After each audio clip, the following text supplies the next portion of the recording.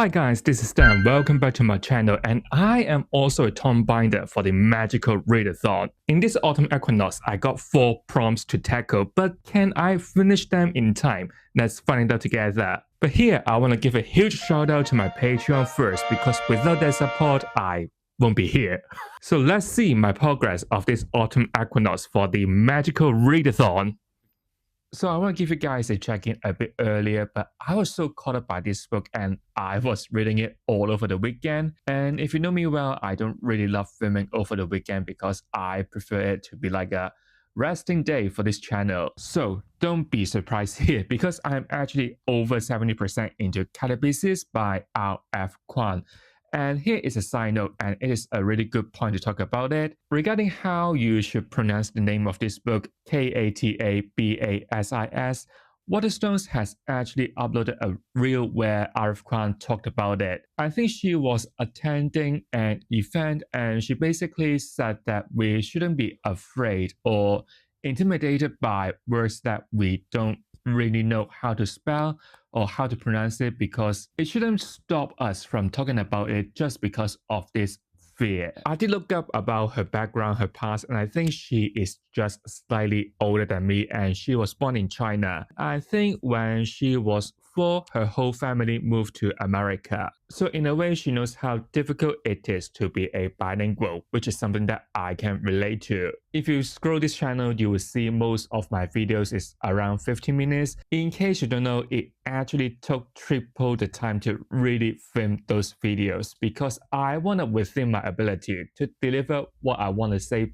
better, to avoid making like silly mistakes, like let's say I mess up the pronouns, because in Chinese, all the pronouns are actually pronounced the same. So looking at the reel by RF Kuang, I just find it inspiring because I know that I am not the only one struggling with 2 languages, but also look at her now, such a talented writer, and I think she is actually completing her PhD this year, which is like my idol. If I look at my shelves and all the books that I have already finished, probably she and Fonda are the 2 authors that I can really emotionally connect to. They're absolutely my favorites. So back to the purpose of this video, the Magical Readathon. You may have noticed that Katabasis was not on my original TBR, but I mean it is a new release that I can't wait to read. I can't resist that temptation. If you remember for my calling Tomebinder, I actually have a prompt where you need to read a book that the title is printed vertically. At first, I was going to use Arrogant by Christopher Paolini, but I mean, I got my most anticipated release of the year in my hand, so why not swap it? There's no rush to complete that other book. And I mean, very luckily, I can use Katabasis here as well. If you don't know about Katabasis, it is actually the latest Dark Academia book by RF Kuang, and it also got some sort of fantasy horror element in it. It is a story about Alice Law, who is a research assistant to Professor Grimes in Cambridge this time, not like Oxford in Babel. With the death of Professor Grimes, Alice thought that she's gonna lose this big scholar network that could help her to thrive in the future. So she decided to make this risky decision to travel to hell to retrieve his soul. Should we call it lucky here because Alice was not the only one having this thought? Her long-term nemesis, Peter, also come to the same conclusion. Through this book, we will see how this unlikely pair to navigate the landscape of this dangerous house, at the same time to see why their relationship is so bad, or maybe for Alice to opening up her past. I can say here, I enjoyed this book so much. At first, I was not too sure would I like it or not. Last time when I read Babel, not Yellowface, I haven't checked that out yet. I enjoy Babel because colonization and that language difference magic system is something that I can totally relate to. I had a fun time to see how RF Kuang extend her knowledge in this field and turn it into a fantasy book. Coming to Katabasis, obviously it is going to be about hell, and very obviously I haven't been to hell yet and I didn't do any research on it, but turns out I don't really think it is going to be a big deal. I know that there are plenty of academic and cultural references in this book. Let's say, how many courses should there be in hell? What's their background gonna be like? How about this kind of chalk drawing diagram magic system and its paradox and these characters banter with this kind of philosophers. Some may say that it is like a lecture by RF Kuang because you got so many information that you need to process, you need to digest along the way. But to me, I just find it fascinating to see this knowledge, this academic field turned into a fantasy world. I don't think in this book or even in Babel, you need to tick all the boxes, check out like all the references to show you completely understanding every point presented by RF Kuang. I don't really think it is the case. I think if you see certain knowledge interests you, you can highlight that paragraph, bookmark that page, and then like go on further details when you put this book down. Go on internet, type the title type, oh, see like RF Kuang, you're so smart. To me, all these details, all this knowledge are just like the world building in a fantasy world. Also, if you remember from Babel, RF Kuang actually left quite a lot of footnotes for us to check out, but in Katabasis, there's none. And that was one of my worries before. When it comes to quote-quote essential world building in Katabasis, RF Kuang actually start writing it in another chapter to make it more accessible. And if we are looking at Alice, this main character, I don't know why it is giving me Rin energy from the Poppy War. Not like she got shamanic power, not like she is a drug addict or maybe violent, not anything like this. It is just down to that problematic personality. I wouldn't go into the details here, but through the flashbacks,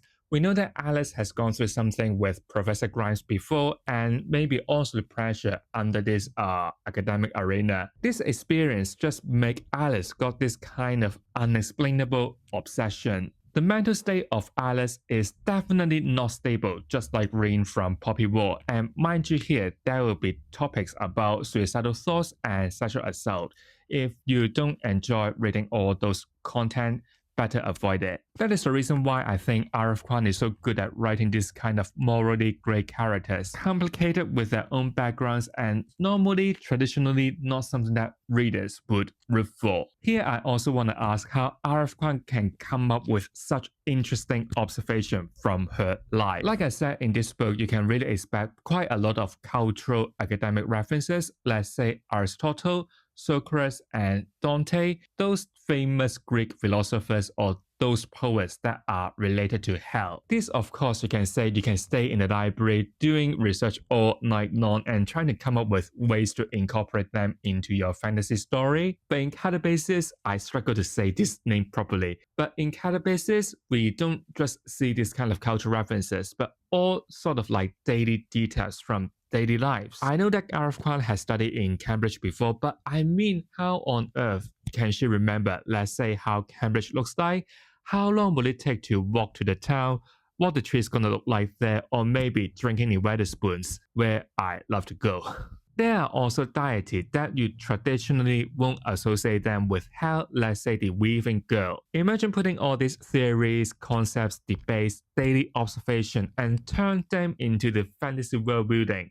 It's just a hard work. I find it very fascinating to see how RF Kuang's mind work. She is just so talented and smart, and that is the reason why I love her so much. I don't really have that much left for Katabasis, so we shall see what will Alice do in the end. I'll give you my final thoughts later. See you in a bit.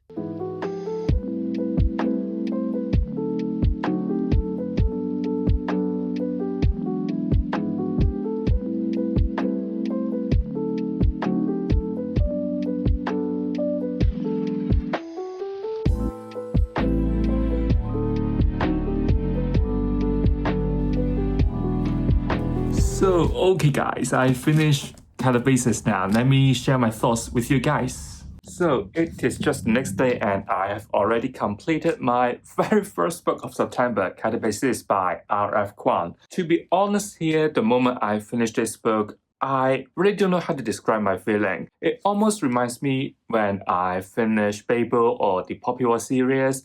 I don't know how to describe this sort of like emptiness. Not like you're empty, you don't feel for anything, but it is like the moment for you to rethink the whole journey with all these characters that RF Kuang has written. Obviously, I won't spoil you too much about the endings here because I mean it is like a new release even though by the time you're watching it. Just remember one thing, It is a story about Alice, her stressful time in Cambridge with Professor Grime, her adventures in hell with Peter, and with all they have seen, all they have encountered. At last, it comes to the most important thing about this story, to retrieve Grime's soul. I would say that the ending is actually quite clever to tie up all these little dots we have since the beginning and to make Alice to confront her fear. What she has been striving for so long, all the questions that has been asked to her about her, as well as what she has sacrificed as herself. All in all, I would just say the ending is so smart and it is almost like a reflection coming from Alice herself. Like I said last time, no matter it is for Alice, no matter it is for Peter,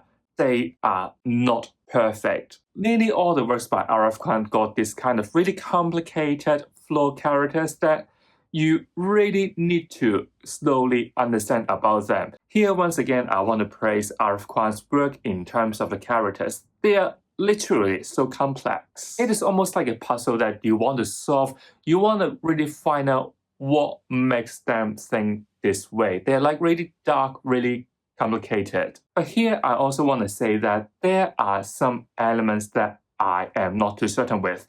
I really need to give them another thought. Again, here I won't say too much about exactly what had happened, but when we are reaching the final 20% of this book, you will feel the pacing is significantly faster and it is almost feel like we are rushing towards the ending. I am not too sure, is it like a deliberate device given that with what Alice has gone through at that moment of time, there are certain things that Alice really need to learn at that point, like breaking from her old self, almost like a awakening. In this book, we got plenty of philosophical, cultural, academic references from RF Kuang, and some may even say that it is like a showcase of what she has been researching on. But to me, those are not really the biggest problem to me.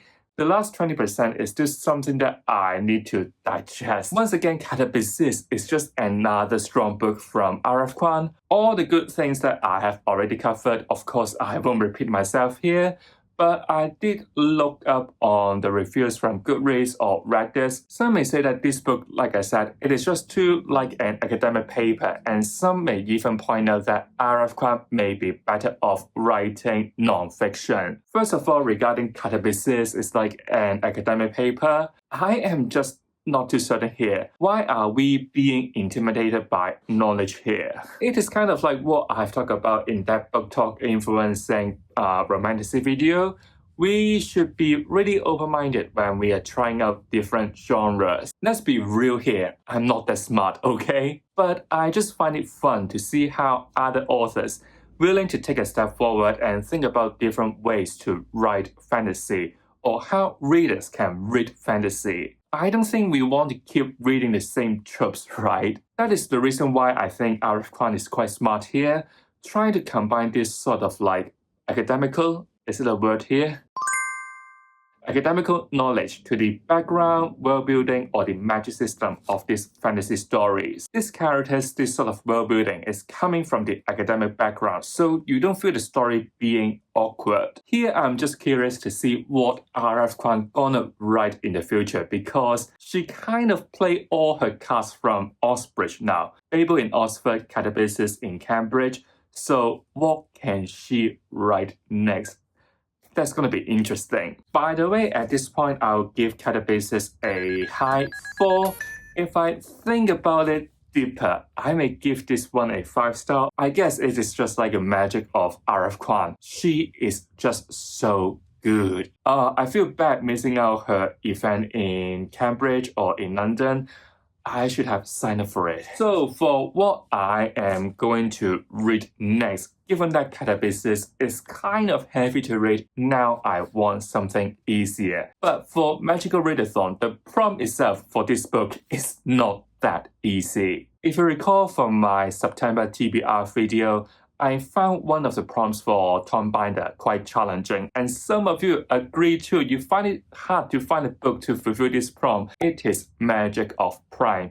You need to find a book that the number of letters in the title is a prime number. I tried with my TBR, try to count every bloody letters of these books, and I found none. But thanks to you guys' recommendation, and it is not even from the Magical Readathon. It was from, I think it is the Reddit Fantasy Bingo. I solved this problem because I am going to read Breath of the Dragon by Shannon Lee and Fonda Lee. If you count the number of letters in Breath of the Dragon, it is 17, and finally I am released from this hell of counting letters. For this book, other than it is co-written by Fonda Lee, the author of the Greenboom Saga, which I totally like, I know nothing about it. I think it is YA, and judging by its cover, I think it is going to be about a male character doing martial art. That is everything I know about this book. You can really see how desperate I am trying to solve this Magical Readathon. It is crazy. So probably now I'll start reading Breath of the Dragon and give you guys more about the context of this book. See you guys in a bit.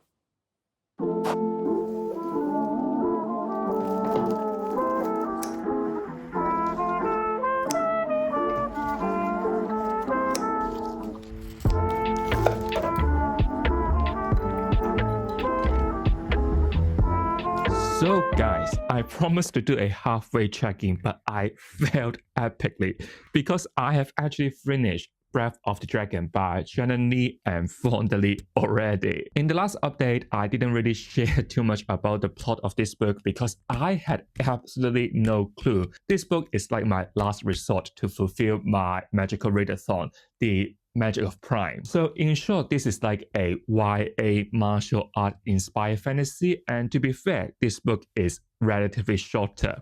I think it is like just about 300 pages long. This book is co-written by two authors, but to be fair, before I started this book, I only knew about Fonda Lee. Obviously, she is my favorite author and I love her Greenboom Saga so much. I got so emotional when I finished that series. Then I look up on the dust jacket, there's like a little introduction of Shannon Lee, and I just find out that she is actually the only living child of Bruce Lee. And I mean one and the only Bruce Lee. I was like, why was I so stupid and being so ignorant about this information? So this book, Breath of the Dragon, you can really say it is inspired by the spirit and legacy of Bruce Lee. And in this story, you can find a lot of references to him as well. And if we're dipping into the plot, this is a story about Jun. When Jun was young, his twin brother was taken away by the Empire because of his magical ability called Breath Mark. So under the rules of this empire, this sort of like Breath Mark will be taken away and they will train separately. And when they grow up, they will turn into like the elite ruling class. And Jun obviously loves his twin brother very much. I mean, they grow up and train together since they were really young. So Jun kind of like make a fuss about it. It turns out leading up to the exile of him and his father. At this stage, we will know about the history between the East and the West. The East is where Jun coming from. In the very beginning, there were two scrolls of heaven and of earth that were so important to the ruling of this empire and to hold them together. But one day the East started a rebellion and stole one of the scrolls. So you can imagine the political tension between these two regions are very high, and they even built a snake wall to separate each of them. Then back to Jun after this exile. He has actually been training under a school for almost 10 years. He wants to be the protector of the realm in the West by winning a tournament, so that in a way he can prove his worth, to restore his family reputation, and hopefully gain some wisdom so that he can meet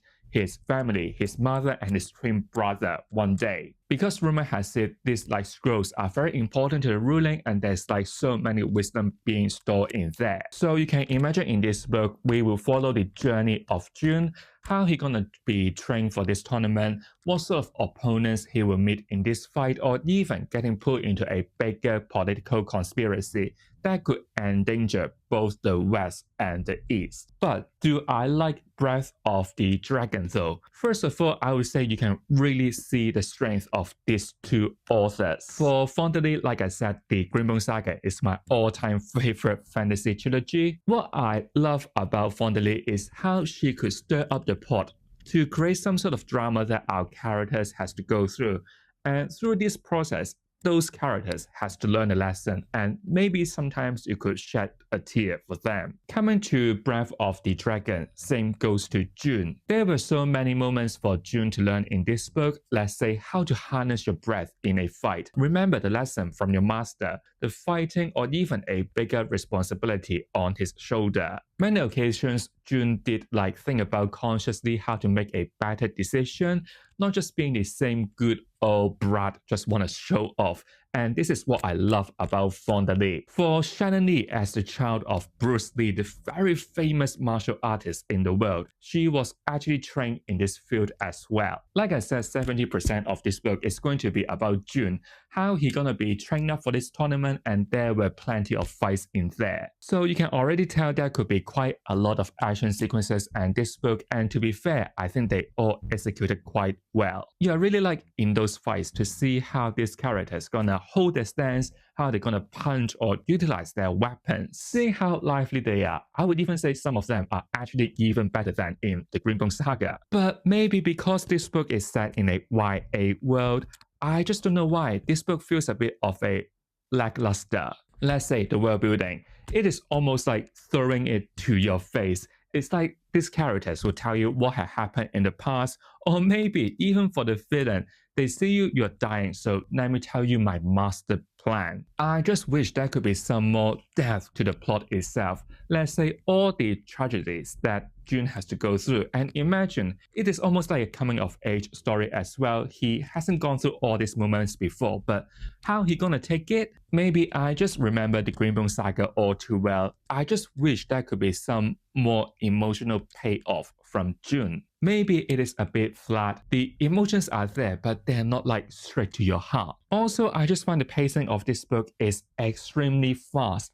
We are moving from scene to scene really quickly. From maybe June decided to join this tournament and all those trainings he is up to, and then moving on to all those fights in this tournament. It just happened really quickly, and sometimes I would even say it is a bit convenient. All in all, I'm not saying I didn't enjoy this book. Maybe I saw this book is co-written by Fonda Lee, and I have just finished the Greenbone Saga not too long ago. I had my own expectation, and if those expectations are not met, you will feel like this book fell short. I would give this one a 3 star. It is still an enjoyable read. I still enjoy the journey of June in here. I would just say this book is packed with so many elements. Let's say the story of June, his growth, the tournament, and the deep political division between the East and the West. Maybe if this book is slightly longer by 50 to 100 pages, I would say that would be a better length for such a plot. It is a duology, I think, so I'll still be interested to find out what's going to happen in the ending. Finally, I have taken off one of the most challenging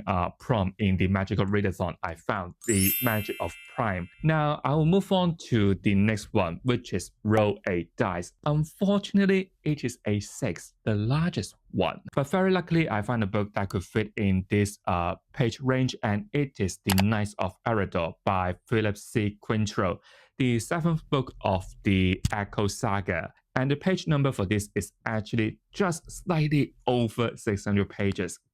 Call me lucky here. I am very excited to start this book because, first of all, this is the first book of the last trilogy in this saga. So far, I'm enjoying this series so much, and I think every single book in this series just hitting so well to me. And let's see how the Knights of Erador gonna be, and hopefully I will give you guys an update when I finish a book more or less halfway through. Fingers crossed. See you guys in a bit. Bye!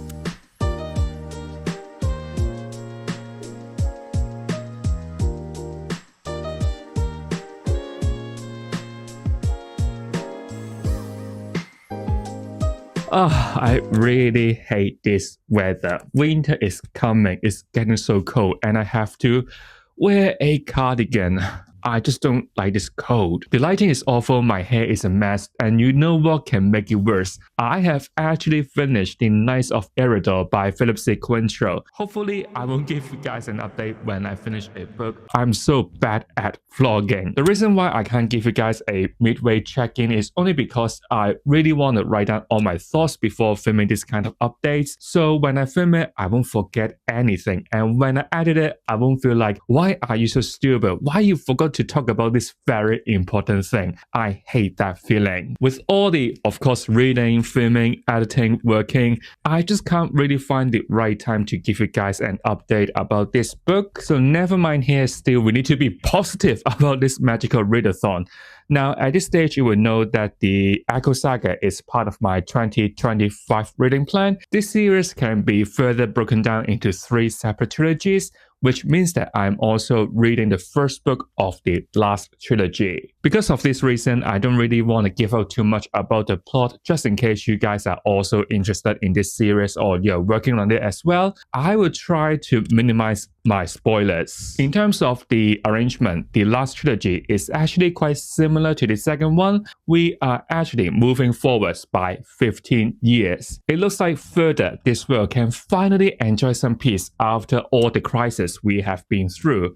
But the relationship between each kingdom is still quite fragile. So the leader of this empire has to find some way to maintain the order to try to keep this hard-earned peace. I hope this one won't be a massive spoiler. We're gonna follow the same cast of characters from the very beginning to the last trilogy. So some of them in this book will try to help the leader to foster the relationship between each kingdom.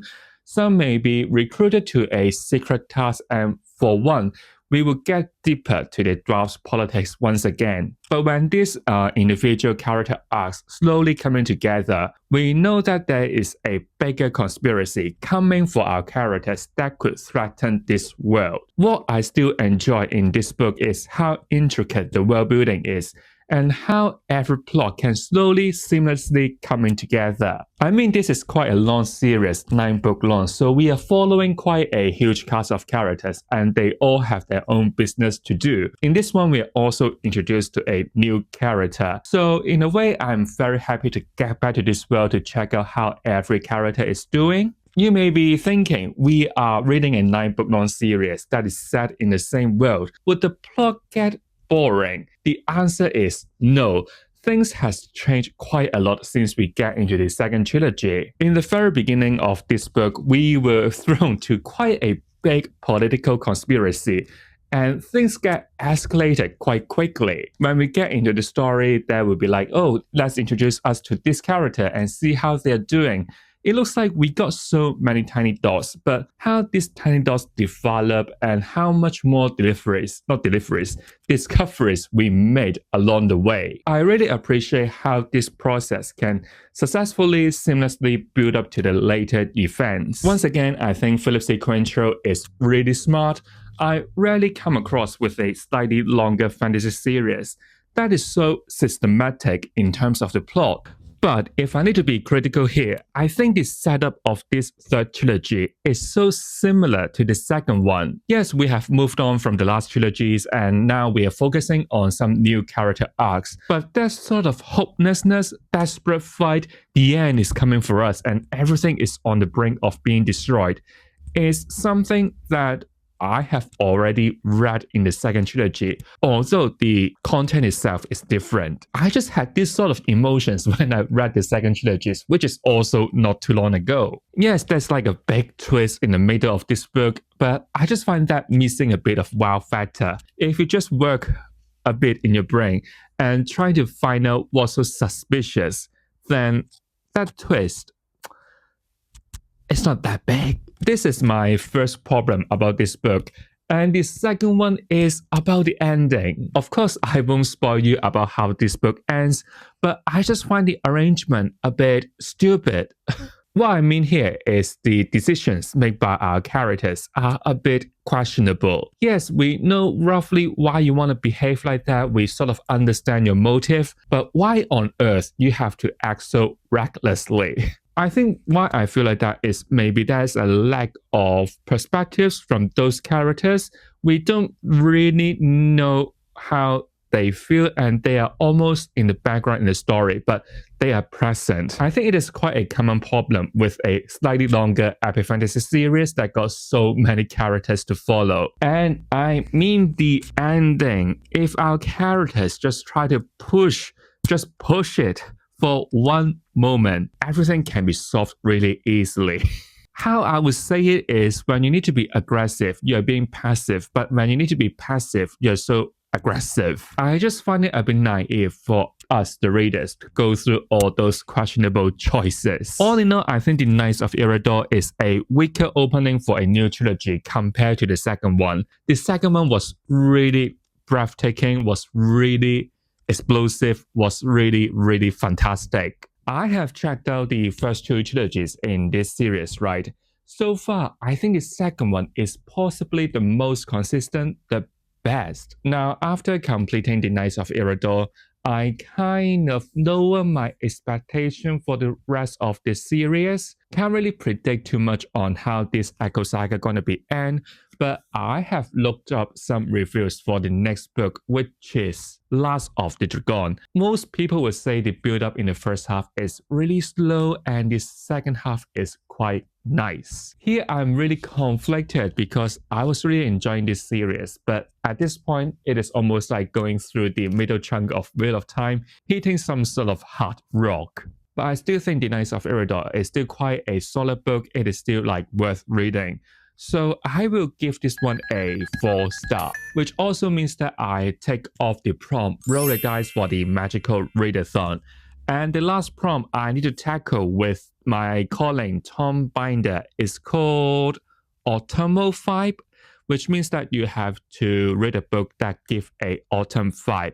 It can be because of the cover or maybe the story itself. The one I have chosen here is Legends and Lattes, a cozy fantasy. I don't know why, during summer or spring, I don't really crave for something easier, something like more heartwarming to read. But now, thanks to the Magical Readathon, I think it is the perfect time to enjoy a latte in autumn. And I mean, Legends and Lattes is possibly the very first book being labeled as a cozy fantasy. So I do want to check out what's so good about this classic. It is also nearly the end of September 26th. And if you don't know about the Magical Readathon, you really need to complete all the books within September this month. This weekend, I'm going to London for a gig, which I'm very excited about. Hopefully, I can finish Legends and Lattes before October comes. And I also think that the book itself is not really that long, and cozy fantasy shouldn't be that hard to read. So see you guys possibly when I finish everything and wrap this vlog up.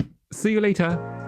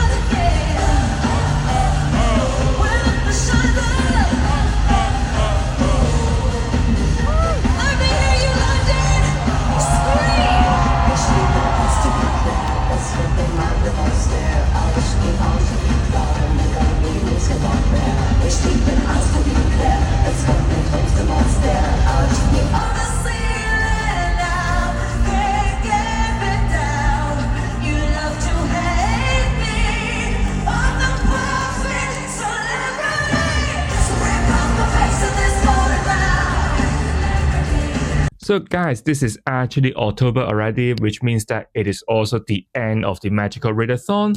The only reason why there's like a gap between the last update and this one is that I have just been to the Mayhem Ball by Lady Gaga. What a once-in-a-lifetime experience. This was also my first time to attend any sort of gigs in the UK. Gosh, all the singing along, all the screaming, all the shouting, it was just so good. I honestly think that I'm so lucky here because I could manage to get a pre-sale ticket, which also means that I pay for the original price, not the inflated one. So this time going to London for this show, I'll just like treat it as a once-in-a-lifetime experience, and who knows when will she release another album and do a tour. But like Gaga said, she will never stop writing any music, and Monster never die.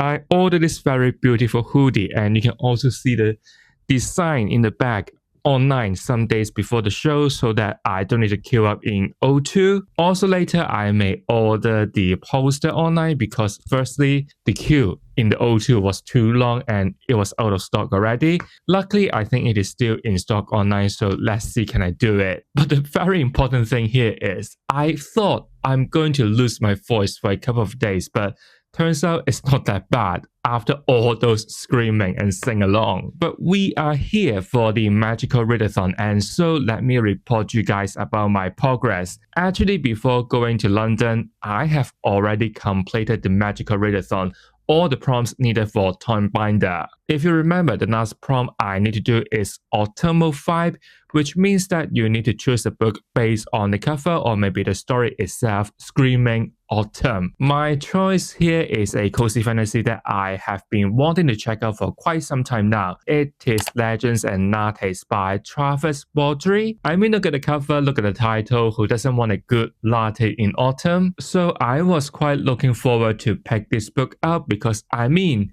when this book was first out, it was really hyped. I would say the plot of Legends and Lattes is actually pretty simple. It is like a D&D inspired fantasy. You got an orc called Thief who wanna get retired and start a new business, which is like to opening up a cafe. So in this book, we will follow how Thief gonna start up this business step by step, how her secrets can attract some talents unexpectedly, and how it's gonna be a success in town. How I would describe this book is, it is like a restaurant simulator. We're gonna follow how Thief gonna build this cafe from scratch, how she gonna recruit staff and chef, how they gonna decide the menu, where can they get those ingredients and special herbs, marketing, expanding the business and recruit other talents. I would say the vibe you can get in this book is definitely cozy, and it is such a palate cleanser from all those chunky books that I have finished in this month. We are not following a grand adventure, but a more down-to-earth one in a way. We have so many characters to come around to get to know them, or even for Thief to build up a very solid friendship with another one. Overall, I would say it is quite a light-hearted book. But if you ask me, is it really a good book? Can I say no here? Maybe starting from last year, I checked out some other cozy fantasy that was published later than Legends and Lattes. Let's say the Teller of Small Fortunes or Sorcery and Small Magics. So to me, the plot of Legends and Lattes seems to be a bit flat. For the first 60-70% of the book, like I said, we are like playing a restaurant simulator. We have completed this task, now we're moving on to the next one. Or maybe this time we got like a special guest coming in, let's check it out. So the plot itself for the first half is like in a cycle of all these sort of tasks. I don't mind from time to time you want to invent a new menu, a special drink, a special pastry, or you need to get some special herbs somewhere. But maybe because of this, I just find this story lack of a focus. Yes, from the get-go, we know that this is going to be a story about Thief's retirement, but what else would we get?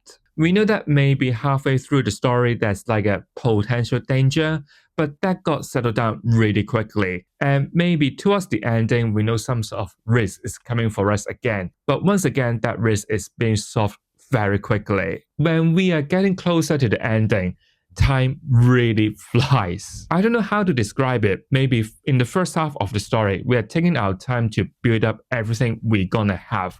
But all of a sudden, because of what Fifth has contributed in this town, reputation, the bonding with all these characters moments, but when a problem getting solved so easily, and I know it is a cozy fantasy, but it almost feels like there's nothing bad has happened. Maybe because of this kind of laid-back vibe you can get in the story, we set up like a very cozy coffee shop for like anyone in town to visit, to sit down, have a coffee, to chat about your past, not like in the bar, in the restaurant. It's like, I don't want to do this on camera, but I just start watching the bear on Disney Plus. All I know is like cousins shouting to each other and like, rah, rah, rah, rah, you piece of. But in this book, it is not like this. It is like a really heartwarming cafe. So you can say the story itself is like really chill, really laid back, but at the same time, it can also be like a focus. You don't know what is actually going on. Maybe also because it is like some sort of day-to-day life really for others. It can be boring. Also, in terms of the characters, we are going to meet quite a lot of them in this story. Let's say Fifth herself, the staff, the customers, or even the old gang of Fifths. I'm not sure is it because there's gonna be more books in this series. I feel like most of the characters that we meet in Legends and Lattes, yes, we got the backstory of them, we know roughly what they have gone through. I just have this sense of feeling like I don't really know them that well. Even for our protagonist, Fifth, I can't really connect to her in just one book. She may have enough of this kind of adventure and want to get retired, so she say goodbye very easily to her crewmates, but they still got you back. You are worried about that your secret's gonna be exposed, but look what's happened in the end. I don't know, on paper, this book got so many interesting elements. Let's say the old friends of Fifth, the loyal customers, or even the business side of this cafe. If this book can focus on certain elements more, let's say maybe in this book, we're gonna focus more on those loyal customers. And then in the next book, we're gonna focus more on Fifth's relationship with her old friends. This book could hit better to me. I'm not sure, is it because in this book you wanna just get the vibe only?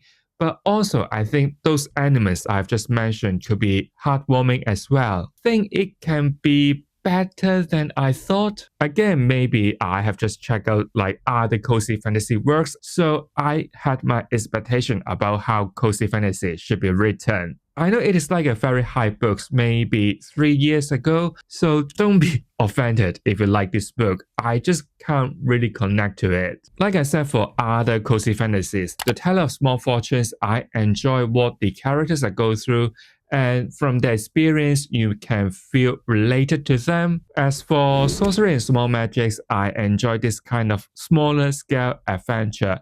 All those banters these characters are having and how they need to confront their fear as well. But in Legends and Lattes, I just wish there could be some more depth to it, no matter it is to the characters or to the plot. So that is pretty much for this year's Magical Readathon. We have completed all the prompts for Tomebinder, even beating the impossible Magic of Prime. That was pretty hard. I know that some of these prompts are actually pretty challenging, and so my TBR is a bit different than what I used to have. But still, I had such a fun time to try to find books that could fit with all these prompts, and so I hope you had a fun time as well. So thank you for watching, guys. If you enjoyed this kind of fantasy TBR wrap-up reading vlog like this one or any other fun idea, make sure you have subscribed to my channel and like this video. I'll see you all real soon. Goodbye.